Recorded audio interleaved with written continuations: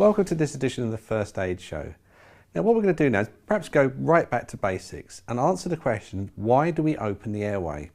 Now with all CPR, we're doing the recovery position, we always say to people, open the airway. And I know you're looking at it, keeping the airway clear so they can breathe. So just have a little look in a bit more detail why we do this.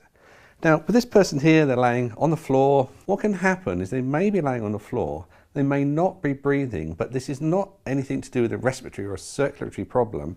It could simply be that their tongue has fallen to the back of the throat. Therefore, they've stopped breathing.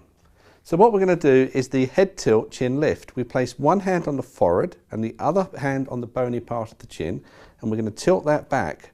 What that's doing is it's pulling the tongue away from the back of the throat, therefore opening the airway. Therefore we can hear whether they're breathing. So when we put our ear down, we can feel, listen and see that the person's breathing. It's a very simple method. So to show that in a little bit more detail, we're just going to use this model. So what I'm doing is I've got my hand on the forehead and also onto the bony part of the chin. By tilting the head back, you see it's starting to pull that tongue away, and now it's fully away from the back of the throat. So it's quite easy for the air to go in and out, and we can assess whether the person's breathing or not.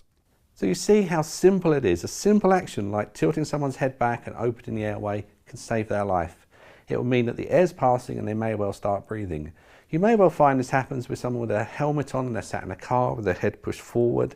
But also one thing to always remember is, just always be aware of the spinal injury. You don't want to be pulling the head about too much in case there's a problem there. There are other things just worth mentioning is the jaw thrust. Now, it's something that we used to teach in first aid, but it was taken away from general first aid.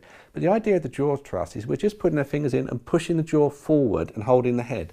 It has a very similar effect to the head tilt chin lift because it's pulling the tongue away from the back of the throat, but it takes a lot of the trauma away from the neck.